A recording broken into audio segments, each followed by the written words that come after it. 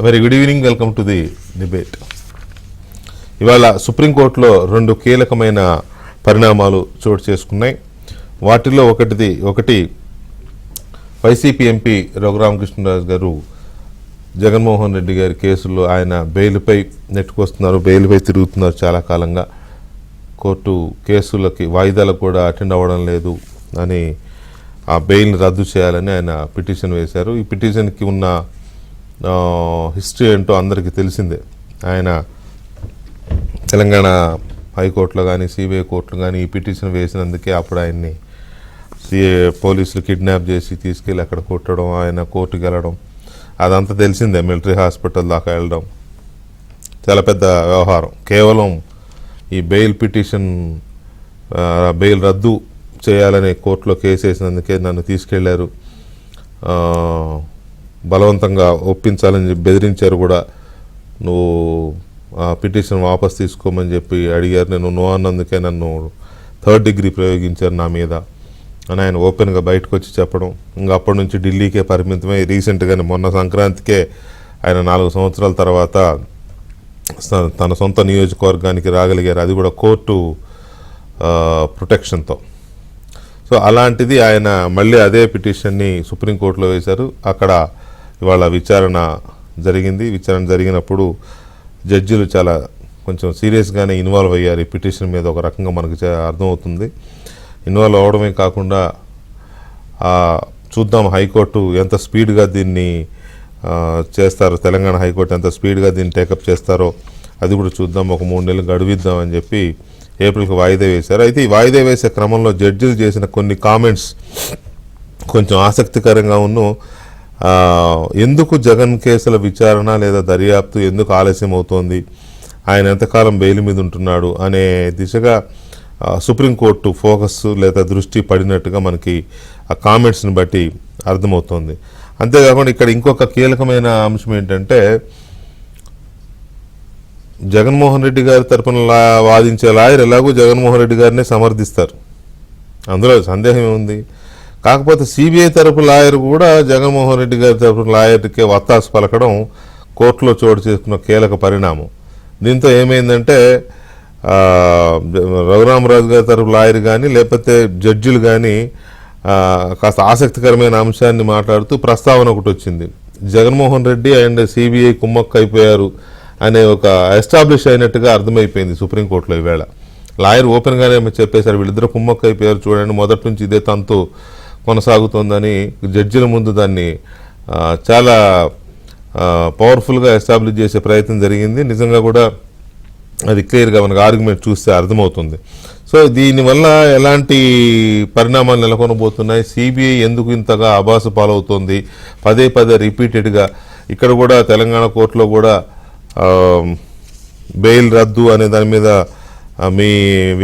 మీ counter వేయమంటే మేము వేయడానికి ఏం లేదు, మీరు ఏ డెసిషన్ తీసుకుంటే అది తీసుకోండి అని చెప్పి బ్లాంక్ ఫేస్ పెట్టిన సిబిఐ అప్పుడే అందరికి అనుమానాలు వచ్చాయి ఇక్కడ ఏదో గూడు పుటాని జరుగుతోందని. సో ఇలాంటి పరిస్థితుల నేపథ్యంలో ఇవాళ కోర్టు ఫోకస్ పెట్టింది అనేది అర్థమవుతోంది. సో జగన్మోహన్ రెడ్డి గారు ఈ బెయిల్ అనేది ఇంకెంతో కాలం ఉండే అవకాశం లేదు అనేది, మహా అయితే ఇంకొక 3 నెలలు 6 నెలలు ఆ తర్వాత అయినా ట్రయల్ స్టార్ట్ అవుతుంది అనేది ఎక్స్పెక్టేషన్స్ ఉన్నాయి ఢిల్లీ నుంచి. వేళ చూద్దాం అదేంటి అనేది.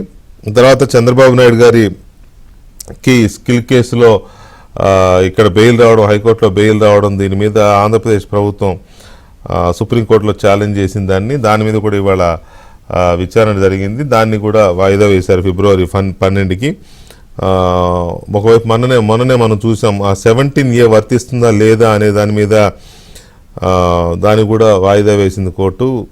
తర్వాత విస్తృత ధర్మాసనానికి ఇవ్వాలని 2 జడ్జిల బెంచ్ చెప్పడంతో అది వాయిదా పడింది. మరి దీనికి ఎలా లింక్ అవుతుంది, హైకోర్టులో బెయిల్ వస్తే సుప్రీంకోర్టు దాన్ని కాదంటుందా, లేకపోతే అది అక్కడ ఉంది కాబట్టి దీన్ని కూడా క్యారీ చేస్తారా పైకి అనేది ఒకటి చూడాల్సిన అవసరం ఉంది. వీటితో పాటు వైసీపీలో జరుగుతున్న పరిణామాలు, ఏదో కుండకు బొక్కబడినట్టుగా నీళ్ళని వెళ్ళిపోతున్నట్టుగా మొత్తం బయటికి వెళ్ళిపోతున్న పరిస్థితి, వైసీపీ ఎమ్మెల్యేలు కానీ ఎంపీలు కానీ పెద్ద ఎత్తున తరలి వెళ్ళిపోతున్నారు.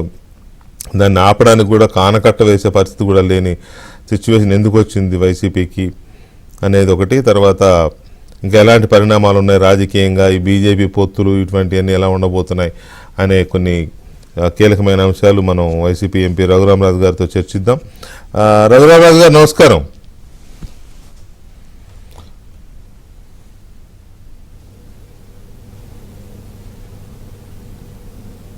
రఘురామరాజు గారు నమస్కారం. నమస్కారం వెంకటకృష్ణ గారు, గుడ్ ఈవినింగ్. బాగా ల్యాగ్ ఎక్కువ ఉన్నట్టుంది, చాలా లేట్గా వెళ్ళింది. ఎక్స్ప్రెషన్ ఇచ్చారా? ఓకే, అవునా? Okay okay. హలో, వినపడుతుంది, నా మాట వినపడుతుందండి? లాగ్ వచ్చింది? లేదు లేదు, లాగ్ వచ్చింది కొంచెం. యా, చాలా లాగ్ ఉంది. వెరీ క్లియర్ మీ మాట. యా, చాలా లాగ్ వచ్చింది, సెట్ చేయండి అది. రైట్. రాజు గారు, సరే ముందుగా మనం ఆ సుప్రీంకోర్టు ఇవాళ జరిగిన విచారణ, జడ్జిల కామెంట్లు వీటిలోకి వెళ్లే ముందు 4 సంవత్సరాల తర్వాత మీ ఊరు వెళ్ళారు కదా, మీ నియోజకవర్గానికి మీ సొంత ప్రజల్ని, సొంత ఓటర్లని కలిశారు కదా, ఎలా అనిపించింది? ఆల్రెడీ క్యాంపెయిన్ స్టార్ట్ చేసినట్టే అనిపించింది చూసే వాళ్ళకైతే.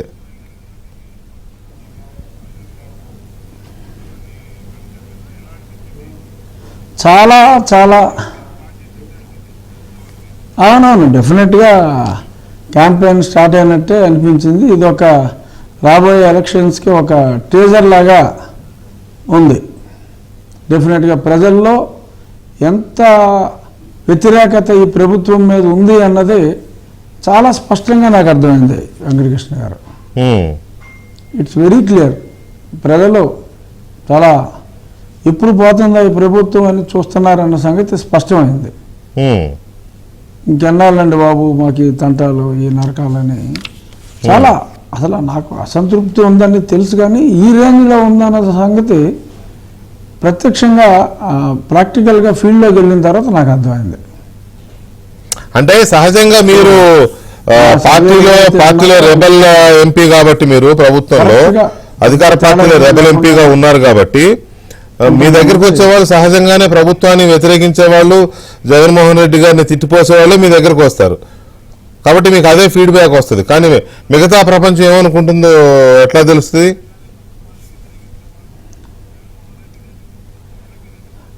అంటే దగ్గరికి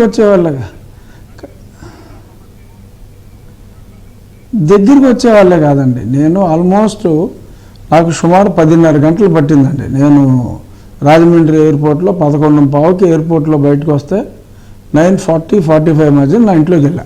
అంటే సుమారు 10:30 గంటలు. అందులో ఒక 6-7 గంటలు నేను ఓపెన్ టాప్లోనే ట్రావెల్ చేయవలసి వచ్చింది. దారిన పోయే వెహికల్స్ మీద వెళ్ళే వాళ్ళు కూడా ఫాస్ట్గా వచ్చి, అంటే దారిన పోయే వాళ్ళ సంగతి చెప్తున్నాను, నన్ను చూడటానికి నా కోసం వచ్చిన వాళ్ళ అభిప్రాయాలని నేను చూడలా. దారిని పోయేవాళ్ళు, అక్కడ షాప్స్లో ఉన్నవాళ్ళు టక్కుమని చెప్పి లేచి బయటకు వచ్చి వాళ్ళు మాట్లాడిన మాటలు, అంటే అకస్మాత్తుగా నన్ను చూసి అప్పటికప్పుడు బయటకు వచ్చి ఎంతోమంది, కొన్ని వందల మంది వాళ్ళు మాట్లాడిన మాటలను బట్టి నాకు అర్థమైంది చెప్తున్నా. మీరు అన్నట్టు కేవలం నా మీద అభిమానంతో నన్ను కలవడానికి వచ్చిన వాళ్ళ మాటలైతే yes, I can disagree with you. But నేను చెప్పేది పబ్లిక్ పల్స్. మార్గ మధ్యంలో అనుకోకుండా నేను వస్తున్నానని చెప్పి తెలియకుండా చూసి షాపుల నుంచి ఆ రోడ్డు మీద చూసిన వాళ్ళు ఆపి మాట్లాడిన వారి మాటలు, వాళ్ళని బట్టి మనకి పల్స్ అర్థమవుతుంది. ఆ రకంగా, ఎందుకంటే నా ఒక్క పార్లమెంటే కాదు, నేను రాజమండ్రిలో దిగి వెళ్ళా. సో ఎన్నో అసెంబ్లీలు రాజమండ్రిలోంచి క్రాస్ చేసుకుంటూ వెళ్ళాను. So it's very clear.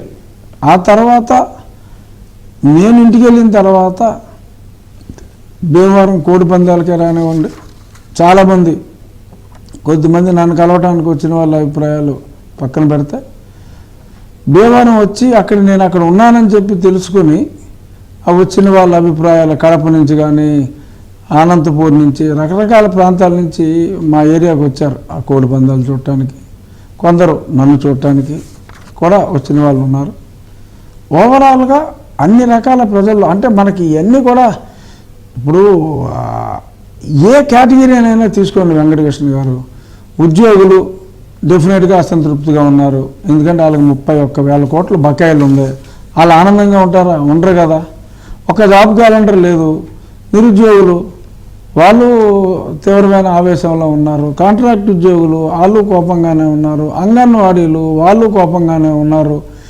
ఆస్తి ఉన్న వాళ్ళు అంటే చిన్న ఒక 10 సెంట్లు ఉన్న వాళ్ళు కూడా వీడి బొమ్మ ఏంట్రా బాబు, నా ఆస్తి మీద ఉంటే నా బొమ్మ ఉండాలి, లేదంటే రాష్ట్ర ప్రభుత్వ పత్రం ఉండాలి తప్ప వీడి బొమ్మ ఏంటి, వాళ్ళు ఉంటే పోయేవాడు బొమ్మ ఏంటని చెప్పి వాళ్ళు అసలు నీ ఆస్తి నువ్వు తాకట్టు పెట్టుకుంటానికి లేదని చెప్పి అంటున్నారు బ్యాంకర్లు. మరి అసలు కంఫర్టబుల్గా ఉన్న వాళ్ళు అతి తక్కువ శాతం, ఏ కేటగిరీ అయినా తీసుకోండి. లిక్కర్ తాగే వాళ్ళు సపోజ్ 30% ఉన్నారనుకోండి, వాళ్ళందరూ గోళ, వాళ్ళ జేబుకి చిల్లు, ఒంటికి చిల్లు, ఏది ఆ క్వాలిటీతో ఒంటికి చిల్లు, రేటుతో జేబుకి చిల్లు. అలా ఈ కేటగిరీ ఆ కేటగిరీ లేదు. అసలు మొత్తం అందరినీ విధ్వంసం చేసి ఇంట్లో కరెంట్ ఉన్నోడికి మరి వాళ్ళకి కూడా మరి 3 రెట్లు అలాగే బిల్స్ పెరిగిపోయినాయి. అసలు కంఫర్టబుల్గా ఉన్నది ఎవడు, ఓటు వేసేది ఎవడు అని ఆలోచిస్తే అసలు చాలా దారుణంగా, అంటే సర్వేల్లో ఇంకా 35-36% అతనికి ఎలా వస్తుంది. నిజంగా ప్రజల్లోకి వెళ్ళి మాట్లాడితే ఆ 35 కూడా రావడానికి వీల్లేదు. అఫ్కోర్స్ 35 వస్తే సీట్లు రావు. లాస్ట్ టైం చంద్రబాబు నాయుడు గారికి 39.5 వస్తేనే 23 సీట్లు వచ్చినాయి. ఈ 35-36కి సీట్లు వస్తాయని నేను అంటలా. కానీ ఆ 35-36 ప్రజలు గొర్రెలు కాబట్టి కొంతమంది మరి ఎలా నమ్ముతున్నారో మనకు తెలియదు. మరి వారి విశ్వాసం ఏమిటో, ఏ విశ్వాసం ప్రాతిపదికన వారిని నమ్ముతున్నారో. కానీ అన్యాయం జరగని సెక్టర్ అంటూ లేదు కాబట్టి మాటలన్నీ కేవలం సాక్షి అడ్వర్టైజ్మెంట్లకే పరిమితమని, కానీ చేతల్లో అసంతృప్తి లేని వ్యక్తే, కుటుంబమే లేదు అన్నంతగా మరి వాళ్ళ పరిస్థితులు పోయినసారి కంటే నన్ను చూడటానికి వచ్చిన వాళ్ళే కాదు, పోయినసారి కంటే ఈసారి నరసాపురంలో మెజారిటీ పెరుగుతుందా తగ్గుతుందా? చెప్తున్న మాట పోయినసారి కంటే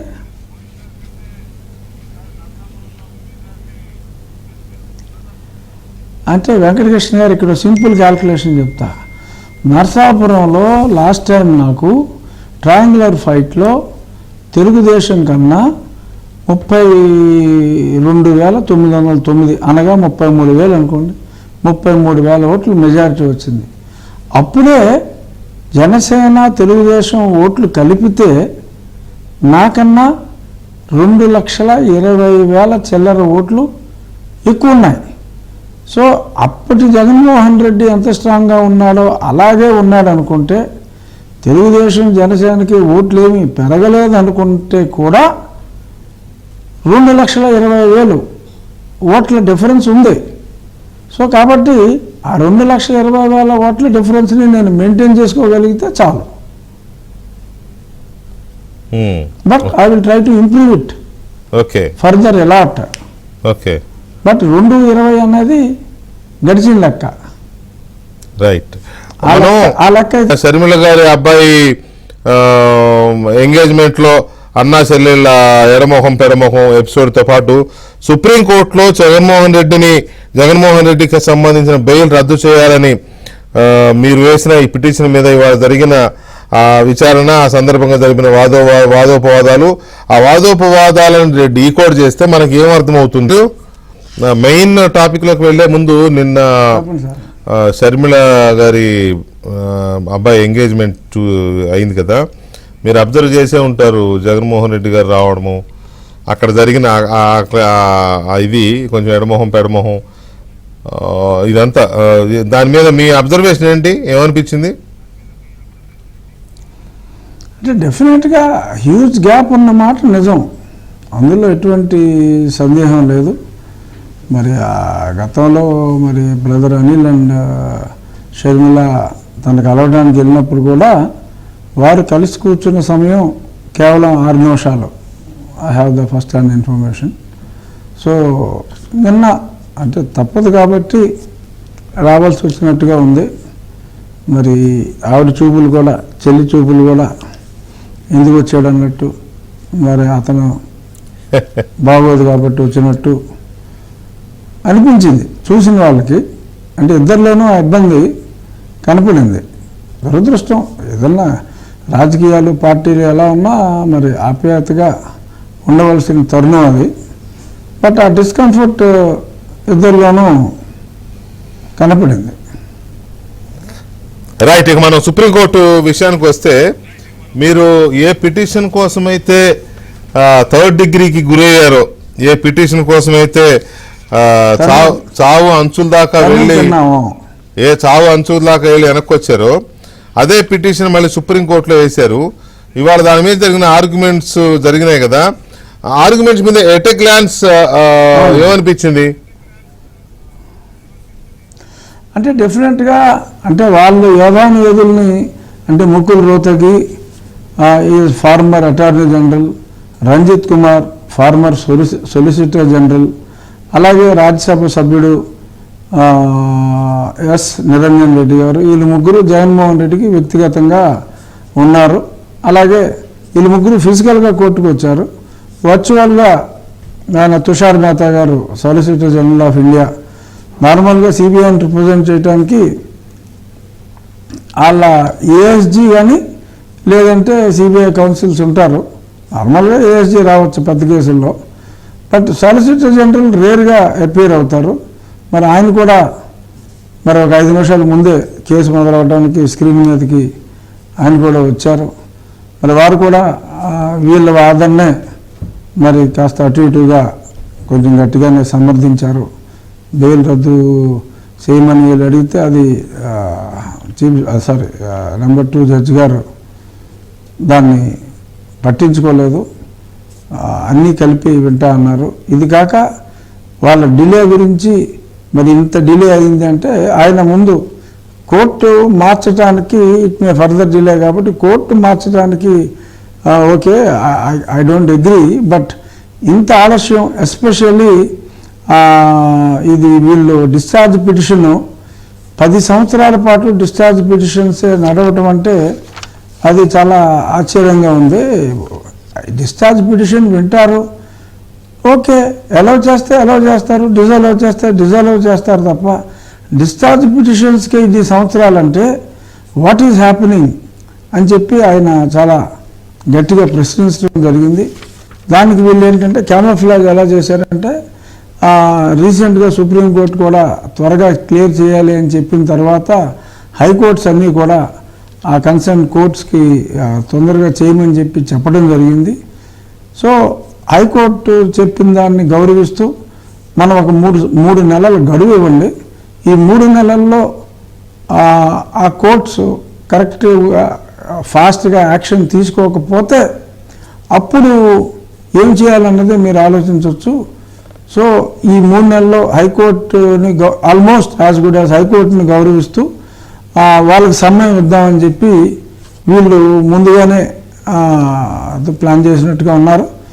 వాళ్ళు అడగటం, సో అది హైకోర్టు డెఫినెట్గా హైకోర్టుని గౌరవించవలసిన అవసరం, అది కూడా కాన్స్టిట్యూషన్ కోర్టు.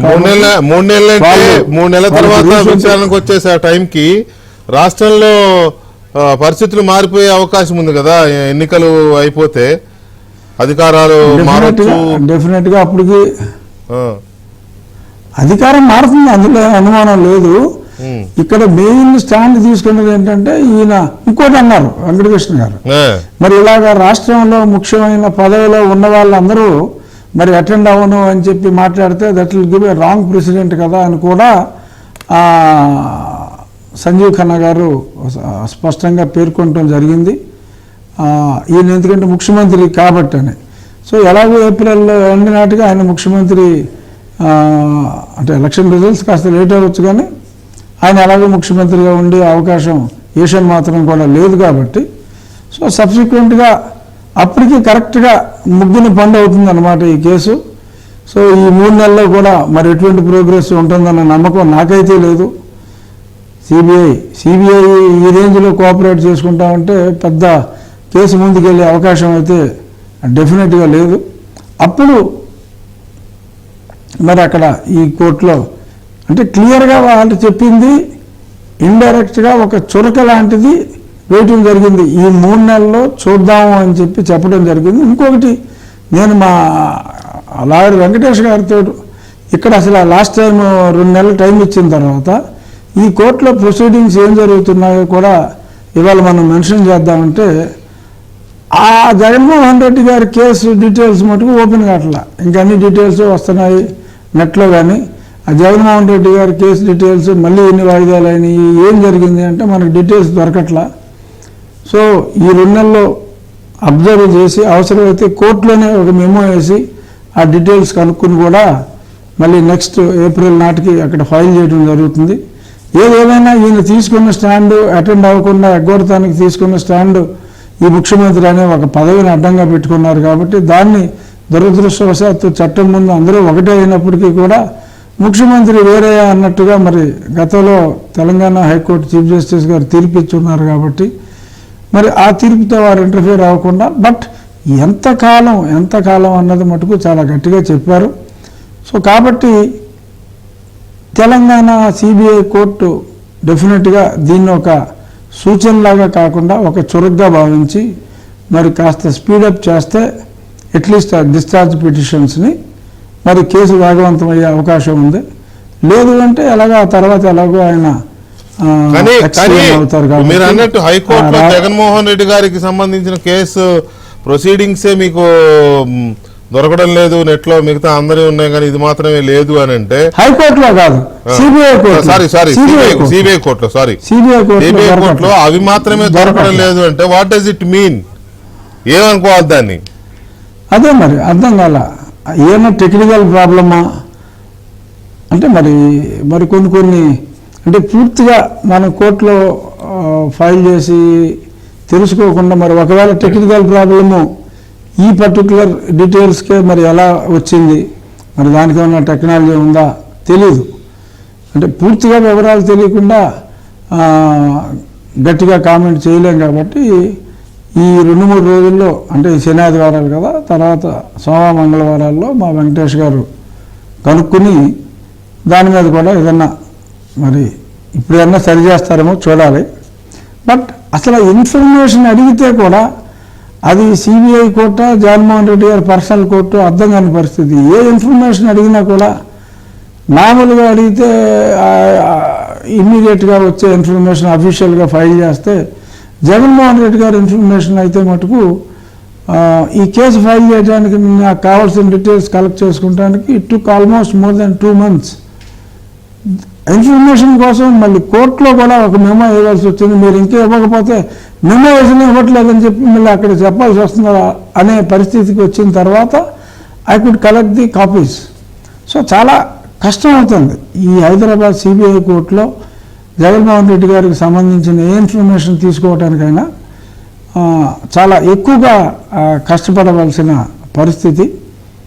మరి అది యాదృచ్ఛికమని అన్నాం, మరి అది డెఫినెట్గా అంటే మీ ఇప్పుడు ఏం జరుగుతుంది అనుకుంటున్నారు మీరు? ఎందుకు అంటే ఇప్పుడు ఏప్రిల్కు వాయిదా వేశారు అని అంటే ఏప్రిల్లో ఎలక్షన్స్ జరుగుతాయి, మేలో రిజల్ట్స్ వస్తాయి, కౌంటింగ్ జరుగుతుంది, అంతే కదా సుమారుగా. అవును, మళ్ళీ ఇంకొక 2 వారాలు వాయిదా 10 days అటు ఇటుగా ఏప్రిల్లో పోలింగ్ జరిగితే మేలో కౌంటింగ్ జరుగుతుంది. మేలో కౌంటింగ్ జరిగితే ప్రమాణ స్వీకారం మే ఎండింగ్లో ఎప్పుడు అవుతాయి. అయితే అప్పటి వరకు ఈయనే సీఎం కదా, కౌంటింగ్ అయ్యేంత వరకు ఈయనే సీఎం. ఇప్పుడు నేను సీఎంను కాబట్టి వాయిదాలకు రావాలంటే చాలా భూమి ఆకాశాలు ఒక్కటైపోవాలనే కదా వెళ్ళండి కోర్టు వాయిదాలకు. అలా వెళ్ళినప్పుడు మరి ఈ 3 నెలలు కూడా వెళ్ళే అవకాశం లేదు. మరి ఈ 3 నెలలు కూడా వెళ్ళే అవకాశం లేదు. అట్లీస్ట్ ఆ డిశ్చార్జ్ పిటిషన్ అన్నా క్లియర్ చేస్తే పోనీ ఈయన వర్చువల్గా అటెండ్ అయినా కూడా ఏమన్నా ఎగ్జామ్షన్ ఇవ్వచ్చు. ఇప్పుడు అంతా వర్చువల్ కోర్టు, లోవర్ కోర్టులో కూడా వర్చువల్ వచ్చింది, మరేమన్నా వర్చువల్గా ఏమన్నా పర్మిషన్ ఇస్తారేమో. అయినా నాకు ఈ 3 నెలల్లో ఆయన ముఖ్యమంత్రి కింద ఉండగా వస్తారన్న నమ్మకం అయితే నాకు లేదండి. అది కూడా మళ్ళీ ఇంకో 3 పెద్ద లాయర్లు వెళ్తారు, ఏదో ఎలక్షన్లో ఉన్నారు అని ఏదో టైం అడుగుతారు. ఇది డెఫినెట్గా సమ్మర్ హాలిడేస్ తర్వాతే ఈ మ్యాటరు వస్తుంది. ఆయన అసలు నెక్స్ట్ చీఫ్ మినిస్టర్ కూడా నేను రాలేను అది ఇది అంటే కనుక మరి అప్పుడు మారిన పరిస్థితుల్లో డెఫినెట్గా మరి తీవ్రమైన చర్యలు ఉండే అవకాశం ఉంది. అంటే ఈయన అటెండ్ అవ్వకపోతే, ట్రయల్ స్టార్ట్ అవ్వకపోతే. ఈ పిటిషన్ డెఫినెట్గా ఈ పిటిషన్ అడ్మిట్ అవ్వడము, దీని మీద ఇవాళ విచారణ జరగడము, ఇవన్నీ మీరు ఒక విజయంగా భావిస్తున్నారా? అంటే విజయంగా డెఫినెట్గా నేను భావించట్లేదండి. కానీ ఇది పాక్షిక విజయం.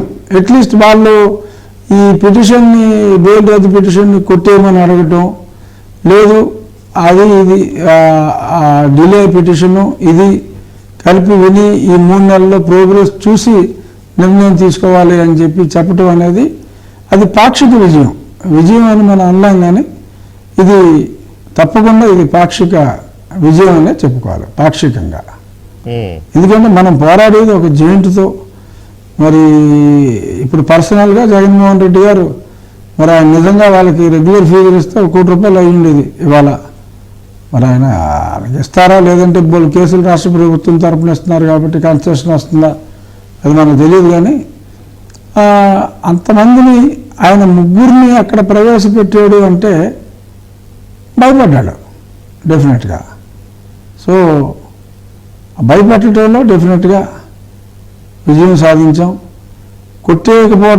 కొట్టేయాలి అని ప్రయత్నించి మన అంతమంది లాయర్ని పెట్టినా సరే మరి వాళ్ళ రిక్వెస్ట్ని కన్సిడర్ చేయకుండా వాయిదా అయితే వేయటం జరిగింది. అది కూడా ఒక ఆబ్జెక్టివ్తో, అంటే చూద్దాం ఈ 3 నెలల్లో ప్రోగ్రెస్ ఎలా ఉంటుందో, 3 నెలల ప్రోగ్రెస్ చూడండి అని వాళ్ళు అడగటం, అంత సీనియర్స్ అడిగినప్పుడు జనరల్గా కాదంటాం చాలా కష్టం. అక్కడికి మా లాయర్ గారు చెప్పారు, చూస్తున్నారు కదా మరి వీళ్ళు కుమ్మక్కైనట్టే అర్థమవుతుంది కదా అని చెప్పి అంటాం. ముందు ఇంత డిలే అవుతుందని చెప్పి సంజీవ్ ఖన్నా గారు అడిగినప్పుడు I don't think it is the problem with CBI అని ఈయన ఎస్జీ చెప్పటం, అది తుషార్ మేహతా చెప్పటం. మరి దెన్ హూ ఈజ్ రెస్పాన్సిబుల్ అని చెప్పి ఆయన అడిగారు. సిబిఐ తప్పు లేదు అని అంటే అవును, మరి ఎవరితో తప్పు అని, అవును, దెన్ హూ ఈజ్ రెస్పాన్సిబుల్ అని కూడా మరి న్యాయమూర్తి గారు, సీనియర్ న్యాయమూర్తి గారు అనటం జరిగింది. అంటే ఆ కవి హృదయాన్ని అర్థం చేసుకోవాలి. సున్నితమైన మనస్కులకి అది అర్థం అవుతుంది, తోలు మందంగాలకి అర్థం కాదు. బట్ ఎందుకంటే అంతకు మించి మరి ఇంత సీనియర్స్ ఉన్నప్పుడు అంతకన్నా సటిల్గా చెప్పడం కష్టం. సో కాబట్టి డెఫినెట్గా ఇది పాక్షిక విజయం అనే. అందుకే సిబిఐ ఈజ్ నాట్ రెస్పాన్సిబుల్ అని తుషార్ మెహతా గారు అంటే జడ్జి గారు మరి దెన్ హూ ఈజ్ రెస్పాన్సిబుల్ అన్నారంటేనే అక్కడ మీరు అన్నారు. నేను అందుకనే దీన్ని డీకోడ్ చేస్తే ఏమర్థమైందనే ప్రశ్న నా ఫస్ట్ ప్రశ్న అదే. రెండవది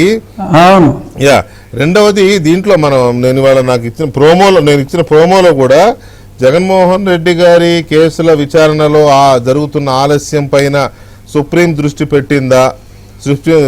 దృష్టి పడిందా అనే ఇది వాడడానికి కూడా గల కారణం కూడా అదే.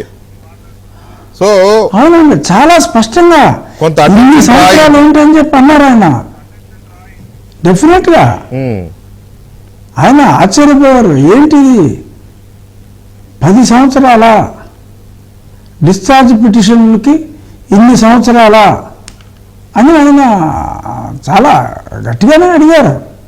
దానికి వీళ్ళ దగ్గర సమాధానం లేదు. ఆ పెద్ద లాయర్లు కాకుండా ఆర్డినరీ లాయర్లు వచ్చి ఉంటే ఎగిరిపోయారు.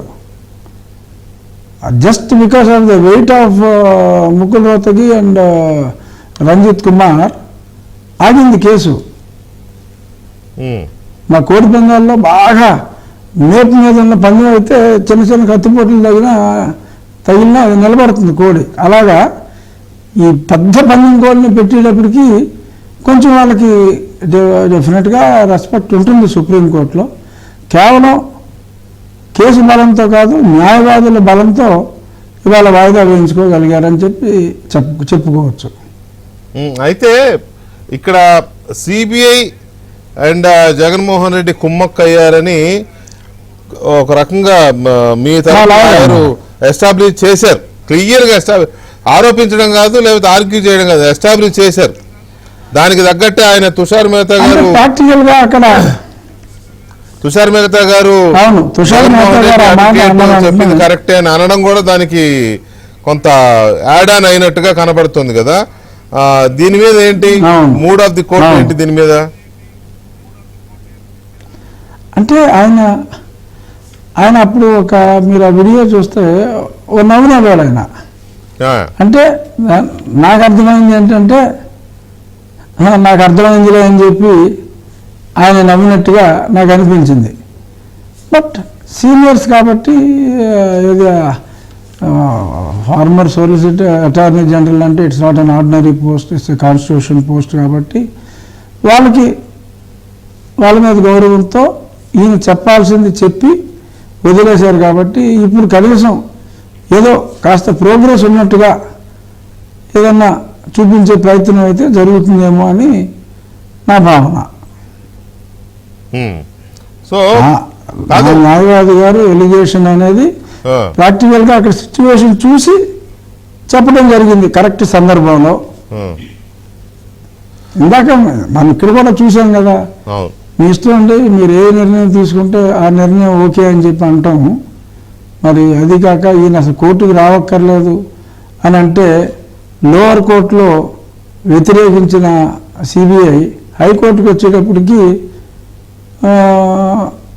పెద్దగా అబ్జెక్ట్ చేయలే. సో అందుకని చెప్పి హైకోర్టులో మరీ అవసరమైతేనే పిలవనమ్మా, ఊరికేనే పిలవద్దు బిజీ కదా సీఎం అని చెప్పి పర్సనల్ అటెండెన్స్ని వేవ్ చేయడం జరిగింది. అంటే ఒక నేరం ఆపాదించబడిన వ్యక్తి కోర్టుకు రావక్కర్లేదు అని చెప్పి చెప్పడం నాకు తెలిసి బహుశా అదే ప్రథమం అనుకుంటా. ఏ పూట కాకపోతే ఎగ్జామ్షన్ ఇవ్వటం వేరు, శాశ్వత ఎగ్జామ్షన్ ఇవ్వటం అనేది I think it's first of it's kind. ఇప్పుడు మీరు సిబిఐ కోర్టులోను హైకోర్టులో ఈ పిటిషన్ వేసి చాలా ట్రై చేశారు కదా, దాని మూలానే మీరు పోలీసులు మిమ్మల్ని తీసుకెళ్ళిపోవడం ఆ ఎపిసోడ్ అంతా it was a nightmare. మీరు సరదాగా ఎంజాయ్ చేస్తున్నారు ఇప్పుడు, కానీ it was a nightmare, right? మీకు మీ ఫ్యామిలీ మీ ఫాలోవర్స్ కి మీ అభిమానులకు. సో ఇలాంటి సిచ్యువేషన్ అత్యంత కాలరాత్రి అదే ఆ ఎపిసోడ్ ను కూడా ఈ పిటిషన్ లో మీరు ఏమైనా కోట్ చేశారా? నేను ఈ పిటిషన్ వేసినందుకే నన్ను ఎత్తుకుపోయారు, నన్ను బెదిరించారు, ఇది రిటర్న్ తీసుకోవాలి అని అలా ఏమన్నా పిటిషన్ లో కోట్ చేశారా? లేదండి, అది లేదండి. మేము ఓన్లీ అక్కడ కోర్టులో జరిగిన డిలే మీద దాని మీదే తప్ప ఆ స్ట్రెంగ్త్ మీదే తప్ప వ్యక్తిగతంగా, ఎందుకంటే వాళ్ళు మాట్లాడేదంతా మేము ఏదో డిస్క్వాలిఫికేషన్ పిటిషన్ వేసామని చెప్పి మా మీద పిటిషన్ వేశారని చెప్పి మరి వాళ్ళు మాట్లాడినప్పుడు ఇది ఆయన 3000 సార్లు వాయిదాలు అడిగాడు అన్నది నిజం. అన్నీ అక్కడ డీటెయిల్స్ అన్నీ ఉన్నాయి. ఇన్ని వాయిదాలు ఇవ్వటం ఒక వ్యక్తికి న్యాయసమ్మతమా అని మనం సుప్రీంకోర్టు వారిని ప్రశ్నించి దాని మీద తగు చర్యలు తీసుకోమని చెప్పాను తప్ప ఇది నేను కొట్టాడని చెప్పి చిన్నపిల్లలాగా అక్కడ మాట్లాడాల. ఆ కొట్టిన దానికి ఏం చేయాలన్నది అది దాని మీద పోలీసుల మీద ఏం చర్యలు. ఇంకోటి ఇక్కడ అసందర్భమైన చెప్పుకోవాల్సింది, ఆ పిటిషన్ నేను సరే సంవత్సరంన్నర సుప్రీంకోర్టులో నాంచి హైకోర్టుకి వెళ్ళరా బాబు ముందని చెప్పి హైకోర్టుకి వెళ్ళమంటే నేను హైకోర్టులో ఫైల్ చేసి సంవత్సరం అయిందండి. ఆ డేటా అంతా తీసి పక్కన పెట్టమని ఒక జడ్జి గారు చెప్పారు. ఆ జడ్జి గారు మారిపోయారు, ఇంకో జడ్జి గారు వచ్చారు. 6 నెలలుగా నా కేసు ఎప్పుడైనా పోరగా లిస్ట్ అయితే ఆ సిబిఐ కౌన్సిల్ వచ్చి జూనియర్ వచ్చి మా సీనియర్ బిజీగా ఉన్నారని చెప్పి సమయం తీసుకోవటం, మళ్ళీ అది రీచ్ కాకపోవటం. 6 నెలలుగా despite my regular follow up of my lawyers list అవట్లా. లిస్ట్ అయితే వాయిదా అడుగుతారు, మళ్ళీ లిస్ట్ చేయాలంటే మళ్ళీ 2 నెలలు పడుతుంది. ఇలాగా 6 నెలలుగా అసలు వాయిదాకే లిస్టింగ్కే రాట్లా. మరి ఏమనుకోవాలి, జగన్మాయ అనుకోవాలా లేదంటే అసలు కోర్టులోనే ఇలా ఉంటుందా అన్నదే ఆశ్చర్యం. నాకు ఇంతమంది లాయర్ని పెట్టుకుని ఇంత పోరాడినా కూడా కొన్ని కాగితాలు రావు, ఇప్పుడు లిస్టే రావు. మిమ్మల్ని మీ 3rd డిగ్రీ వ్యవహారాన్ని సిబిఐకి ఇవ్వాలని మీ సిబిఐకి ఇవ్వాలని నేను వేసిన పిటిషన్. అవునండి, అది ఆ పిటిషన్ సంవత్సరంన్నర తర్వాత సుప్రీంకోర్టులో హైకోర్టుకి వెళ్ళమన్నారు. హైకోర్టులో ఆల్మోస్ట్ ఒక 8 నెలలుగా నాకు లిస్టింగ్ రావట్లా. ఏమవుతుంది ఇంకా ఈ కేసులో మీ లాయరే వాదించారు కదా, సిబిఐ వాళ్ళు కుమ్మక్కయ్యారని మీ లాయరే ఈ కేసులో వాదించారు కదా ఇవాళ, కాబట్టి ఇంకేం వస్తుంది. రాక వస్తే సిబిఐ కౌన్సిల్ వచ్చి టైం అడుగుతాడు. అంతే కదా, సిబిఐ కౌన్సిల్ టైం అడిగాడు కదా అని చెప్పి టైం ఇవ్వటం. సో అలాగా గడిచిపోతుంది. మరి ఇది ఈ ప్రభుత్వం మారితే కానీ మరి నా కేసు బహుశా విచారణకు రాకపోవచ్చు. అలాగే ఒక ఎంపీరా బాబు నన్ను చెతుకొట్టారా బాబు అని మిలిటరీ హాస్పిటల్ రిపోర్ట్లు, వాచిన నా కాళ్ళ ఫోటోలు, హాస్పిటల్ రిపోర్ట్లు కూడా ఇప్పుడు మద్రాస్ హైకోర్టులో జడ్జిగా ఉన్నారు జస్టిస్ నాగార్జున గారు. వారు అప్పుడు హైకోర్టు రిజిస్ట్రార్ జనరల్గా ఉన్నప్పుడు వారి సమక్షంలోనే వారి కళ్ళెదురుగుండా వీడియోగ్రాఫ్ చేసి టెస్టులన్నీ చేయాలి అని చెప్పి సుప్రీంకోర్టు ఆదేశాల మేరకు టెస్టులు చేసి ఆ రిపోర్ట్లన్నీ సబ్మిట్ చేసిన రిపోర్ట్లు నేను మా పార్లమెంటరీ ప్రివిలేజ్ కమిటీకి ఇస్తే కనీసం కొట్టాడు అని చెప్తున్న అధికారిని పిలవల. మా బండి సంజయానికి జైల్లో దోమ కొట్టిందంటే ఆ దోమను కూడా పట్టండిరా అన్నంతగా ప్రివిలేజ్ కమిటీ టఫ్గా ఉన్నారు. కానీ ఎతిగా దోమను పట్టడమని అసలు కొట్టిన వాళ్ళని చెప్తే పిలవల. అది మరి జగన్మాయగానే భావించాలి. సో ఇక్కడ ఇంకొక విషయం ఏంటంటే మీ పార్టీ వైఎస్ఆర్ కాంగ్రెస్ పార్టీ మీ ప్రస్తుత పార్టీ సరే సిచ్యువేషన్ అంతా రకరకాలుగా మాట్లాడుకుంటున్నారు, క్లియర్గా కనపడుతుంది. రేపు ఏప్రిల్లో కాస్త అటు ఇటు అయితే గుర్రం ఎగరావచ్చు అన్నట్టుగా అయితే ఇప్పుడు ఆయన ముఖ్యమంత్రిగా ఉన్నారు కాబట్టి వాయిదాలకు వెళ్ళట్లేదు. కాస్త పవర్ అది ఉపయోగపడుతూ ఉంటుంది, దర్యాప్తుల మీద కానీ లేకపోతే విచారణల మీద కానీ రకరకాలుగా ఉంటుంది. పవర్ ఎఫెక్ట్ ఎందుకు ఉండదు, ఉంటుంది. ఒకవేళ ఇప్పుడు సీన్ రివర్స్ అయింది అనుకోండి, అప్పుడు ఎంతకాలం పట్టవచ్చు ఈ విచారణ అయిపోయి ఆయన బెయిల్ రద్దు అయిపోయి మీరు అనుకున్నట్టుగా బెయిల్ రద్దు అవ్వడానికి మళ్ళీ జైలుకి లెక్క పెట్టడానికి ఎంత టైం పట్టవచ్చు? అంటే బెయిల్ రద్దు అయినా కాకపోయినా సార్ ఆ కేసు అయితే మటుకు ఖచ్చితంగా వేగవంతం అవుతుంది. వారం ఖచ్చితంగా జగన్మోహన్ రెడ్డి గారు, మాజీ ముఖ్యమంత్రి జగన్మోహన్ రెడ్డి గారు కోర్టుకు వెళ్ళవలసి వస్తుంది. ఆ తర్వాత ఎక్కువ సమయం పట్టదు ఆ కేసులు ఫైనలైజ్ అవ్వడానికి. మ్యాక్సిమం బాగా లేట్ అయితే మే నుంచి ఒక 6 మాసాల్లో ఆ కేసులు తేలిపోతాయి. ఈయన దోషి అయితే దోషిగా నిరూపించబడతాడు, నిర్దోషి అయితే వదిలేస్తారు, అంతే తప్ప ముందు కేసు అయితే తేలిపోతుంది 6 నెలల్లో. బట్ నిర్దోషాన్ని తేలిపోయే కేసు అయితే 10 సంవత్సరాలు వీళ్ళు ఇంత కాలయాపన చేయరని నేను అనుకుంటున్నా. ఎంత తొందరగా మనం కలిగిన ముఖ్యంగా బయటపడదామని చూస్తాం కదా. అవును, ఆ ప్రక్రియ జరగలేదంటే బహుశా భూషణే అనుకోవాలేమో. సో ఇప్పుడు రాష్ట్రంలో మీ ప్రస్తుత పార్టీ పరిస్థితి ఎలా ఉంది అది కూడా స్టడీ చేశారా? అంటే ఇందాక చెప్పినట్టు కాదు, ఇందాక జనంలో వ్యతిరేకత ఉంది బాగా, అట్లా కాకుండా constituency by constituency survey reports అన్నీ దగ్గర పెట్టుకునే నేను మాట్లాడుతున్నా. 175 నియోజకవర్గాల్లోనూ స్టడీ చేయటం జరిగింది. జనసేన, తెలుగుదేశం కలిపి ఒక పార్టీగా, ఒక కూటమిగా సర్వేలు గత 40 రోజుల్లో ఎప్పుడైతే పవన్ కళ్యాణ్ గారు జైలుకి వెళ్ళి అఫీషియల్గా పొత్తుని అనౌన్స్ చేశారో ఆ తర్వాత అంతకుముందు వేరు సర్వేలు ఉన్నాయి. ఆ తర్వాత తెలుగుదేశం జనసేన కూటమిగా సర్వే, అంటే దానికి ముందు సపరేట్గాను చేసి ఒకవేళ కలిస్తే అక్కడ తెలుగుదేశానికి సీట్ ఇస్తే జనసేన నుంచి ఓట్ ట్రాన్స్ఫర్ ఎలా ఉంది, జనసేనకి ఇస్తే తెలుగుదేశం నుంచి ఓట్ ట్రాన్స్ఫర్ ఎలా ఉంది అన్న దాని మీద కూడా అన్ని నియోజకవర్గాల్లో కాకపోయినా ఎక్కడైతే ఈ జనసేన ప్రాబల్యం కూడా ఎక్కువగా ఉందో అంటే రాయలసీమలో కన్నా ఇక్కడ ఈ కోస్తా ఆంధ్ర ప్రాంతంలో ఈ 5 జిల్లాల్లో ఎస్పెషల్లీ ఇటు నుంచి అటు ట్రాన్స్ఫర్ ఎలా ఉంది, అటు నుంచి ఇటు ఓట్ ట్రాన్స్ఫర్ ఎలా ఉంది అన్నదాని మీద కూడా వేరియస్ స్టడీస్ చేయించడం జరిగింది. సో ఓన్లీ ఆన్ ఫ్యాక్ట్స్ నేను మాట్లాడుతున్నాను, ఎందుకంటే even my credibility is also important. ఏదన్నా మాట్లాడాడంటే అందులో ఎంతో కొంత నిజం ఆర్ నిజం లేకుండా మాట్లాడరు అన్న ఆ క్రెడిబిలిటీ కూడా ఇంపార్టెంట్. కాబట్టి నేను చాలా ఒళ్ళు దగ్గర పెట్టుకుని ఆ సర్వేలన్నీ రీచెక్ చేసుకుని నేను మాట్లాడుతున్నా. దాని ప్రకారం ఇవాళన్న పరిస్థితుల్లో 135 సీట్లు అయితే ఖచ్చితంగా ఈ కూటమికి వస్తాయి. అది హయ్యర్ లైనా లోయర్ లైనా?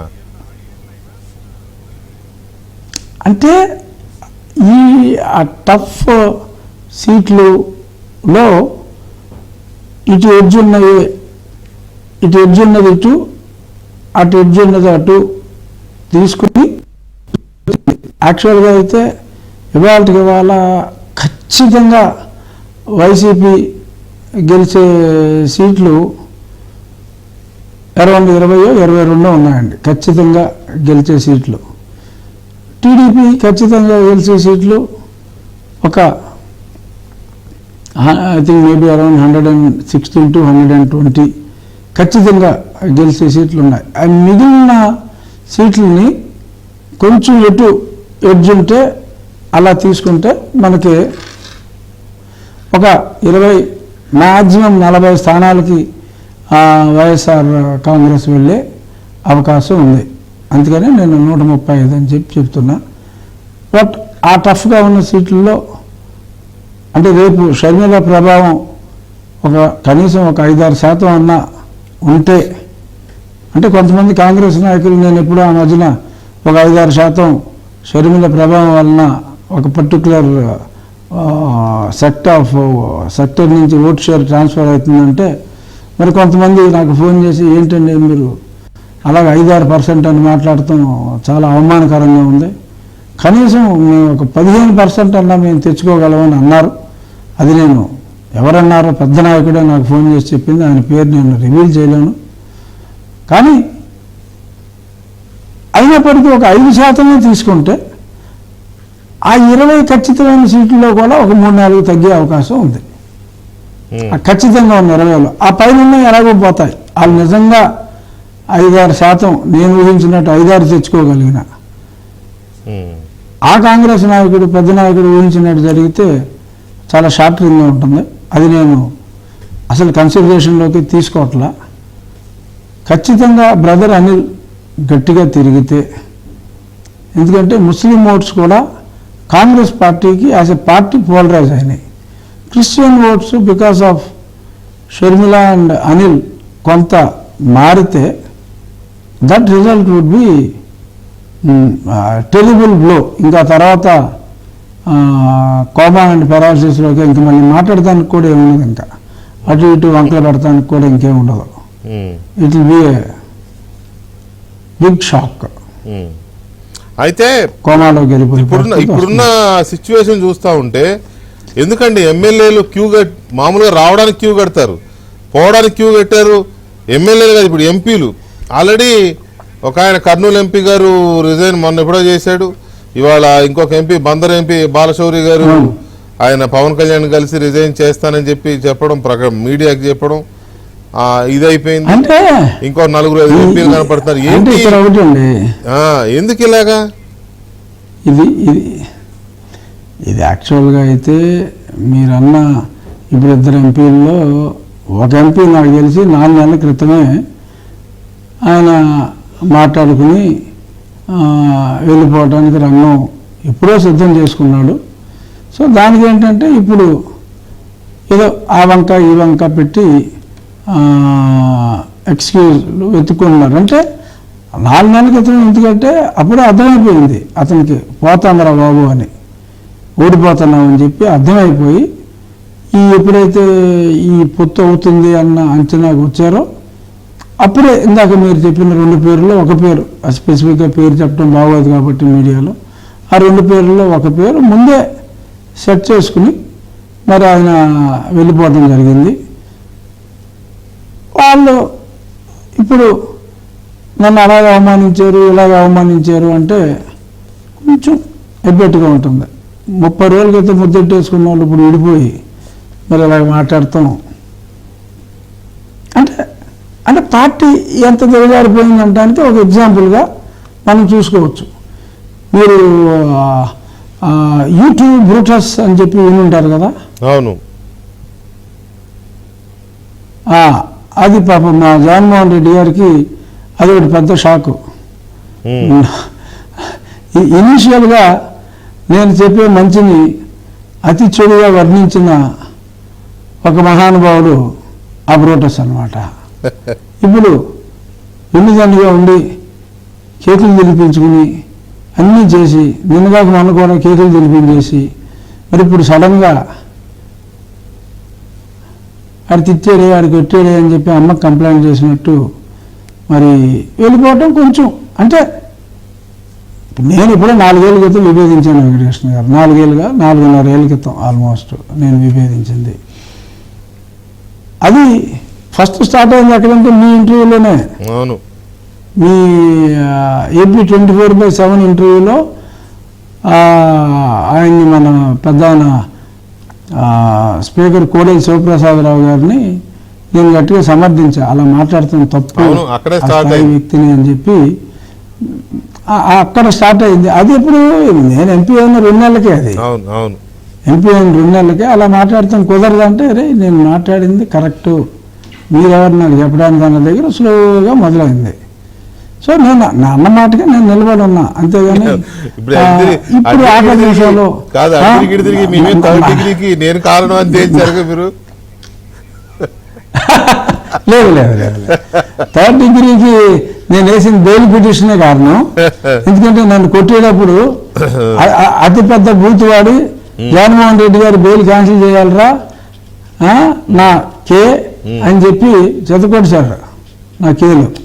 సో దానికి మీరు కారణం కానే కాదు, దానికి నేను వేసిన పిటిషనే కారణం. కానీ నేను చెప్పొచ్చేది ఏంటంటే నా పదవితో సహా అన్ని పదవులు ఎక్కడా లేని పదవులు అనుభవించిన వాళ్ళు కూడా పాపం జగన్మోహన్ రెడ్డిని వదిలేస్తున్నారు అంటే కొంచెం జారేస్తుంది. బాధ లేదు కానీ జారేస్తుంది. అరే ఎలాంటి వాడిని నమ్ముకున్నారా అని చెప్పి కొంచెం జారైతే కలిగింది నాకు జగన్మోహన్ రెడ్డి మీద.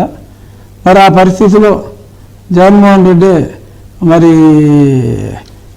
ఆ క్యారెక్టర్ ఏంటి జూలియస్ సీజర్ అయితే డెఫినెట్గా యూట్యూబ్ బ్రోటస్ కాదు యూట్యూబ్ అంటే చాలా మంది పొడుస్తారు. అప్పటికే చాలా మంది పొడుస్తారు. మిగిలిన ముందు వెళ్ళిపోయిన వాళ్ళు వాళ్ళు వెళ్ళి లేకపోతే కోటారెడ్డి గారిని ఇంకొకరిని అనుకుంటే వాళ్ళు కోపంగా పొడిచారు అనుకోవచ్చు. కానీ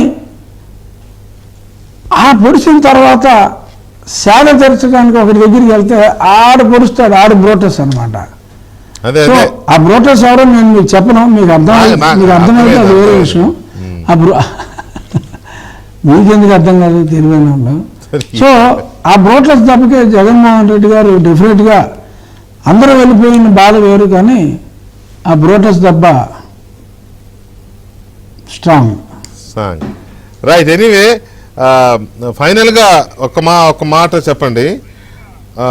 ఇది ఒక పెద్ద అంటే నేను గందరగోళం అనే మాట వాడను, కానీ వేళ ఇంకా సందిగ్ధమే ఉంది. ఈ పొత్తుకు సంబంధించి టీడీపీ జనసేనతో బీజేపీ కలుస్తుందా లేదా? ఏదో చెప్తున్నారు, బీజేపీ ఆల్రెడీ 5 సీట్లు ఫైనల్ చేసుకున్నారు, ఈ రెండింటితో మాట్లాడారు. అరకు, రాజమండ్రి, ఏలూరు మీద వదిలేశారంటలే, మీద నరసాపురం టీడీపీకి వదిలేశారంట.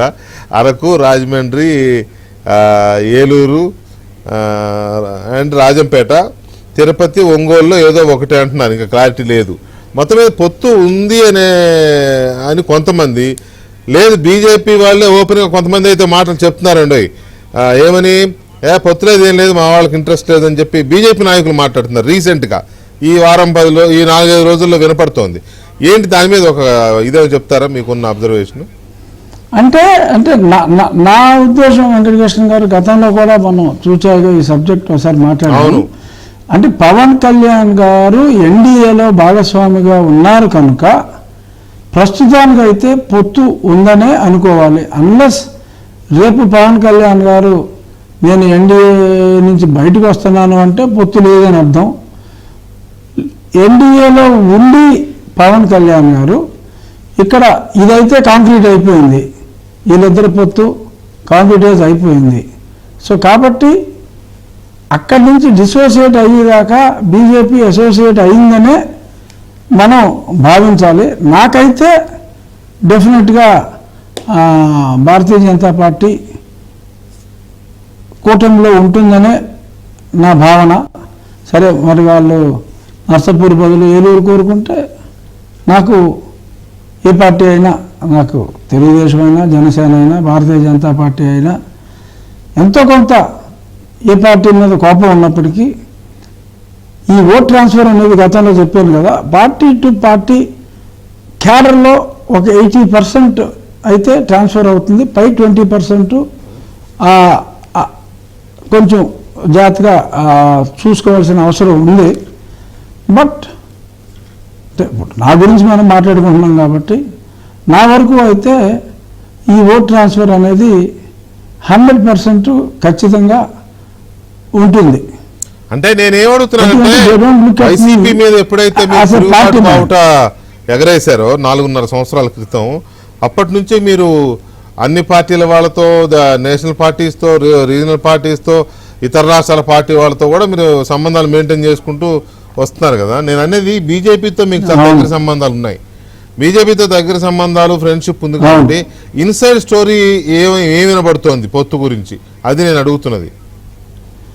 అంటే అదేనండి, నాకున్న ఇన్ఫర్మేషన్ ప్రకారం పొత్తు ఉంటుంది. ఓకే, ఆ పొత్తుని చాలామంది అంగీకరించట్లేదు for whatever may be the reason. అదే అదే అదే డెఫినెట్గా చాలామంది మనసులో పొత్తు ఉండకూడదని భావిస్తున్నారు కొన్ని అపార్థాల వలన.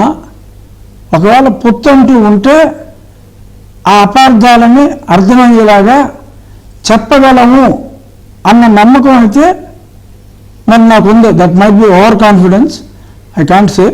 బట్ నాకైతే పొత్తు అంటూ ఉంటే అపార్థాలని అర్థం చేసుకునేలాగా చెప్పగలము అని నాకైతే ఒక నమ్మకం ఉంది.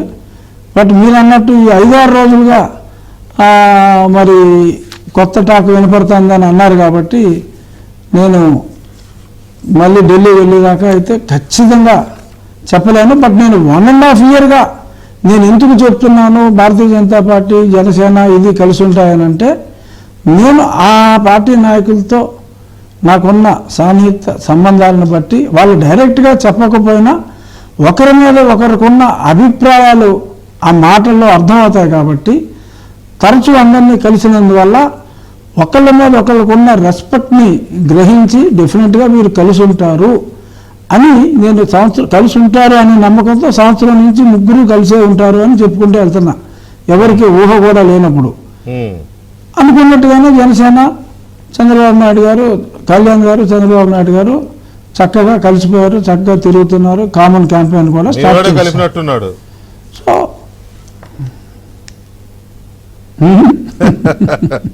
అంటే మావాడు ఒక క్యాటలిస్ట్ లాగా యాక్ట్ చేశాడు. అదేలే, క్యాటలిస్ట్ లాగా యాక్ట్ చేశాడు. ఇవాళ మీరు నా చొక్కా గురించి కామెంట్ చేయలేదు. అనుకున్నాను చేద్దామని, ఆ స్టార్టింగ్ లో లాగింగ్ వచ్చేసరికి ఆ దీంట్లోకి వెళ్ళిపోయాం. ఏంటి షర్టు అడిగి మరీ చెప్పించుకుంటున్నారు నాతో, ఫిక్స్ అయిపోయారా? నరసాపురం తెలుగుదేశం రఘురామరాజు లేదు, ఇది నేను అమెరికా వెళ్ళినప్పుడు 6 నెలల క్రితం అక్కడ నన్ను ఎక్కువగా రిసీవ్ చేసుకున్నది అందరూ కూడా తెలుగుదేశం పార్టీ అభిమానులే. నేను వేరే డ్రెస్ వేసుకుంటే, సార్ మీరు ఈ ఎల్లో షర్ట్లు వేసుకోవాలని చెప్పి 3 ఈ పోలో షర్ట్లు తీసుకొచ్చి నాకు బహుకరించారు. ఓ ఇవాళ రాత్రి బట్టలు వేస్తూ ఉంటే ఇది తగిలింది. ఓకే మీరు అడుగుతారేమో అనుకున్నా. లేదే అడుగుదా చూడగానే అనుకున్నా మావాడు ఇది అమెరికాలోని తెలుగుదేశం పార్టీ, మా రాజ్ కుమార్ కూడా ప్రాంప్టింగ్ ఇచ్చాడు నాకు అమెరికాలోని తెలుగుదేశం పార్టీ చేసుకున్నారని. అమెరికాలోని తెలుగుదేశం పార్టీ అభిమానులు నాకు బహుకరించిన చొక్కా అమెరికాలో కూడా పార్టీ పెట్టించకూడదు. బహుకరించారు. టీడీపీ అమెరికాలో శాఖను పెట్టిస్తే రైట్ ఉంది టీడీపీ ఆ శాఖ ఉంది.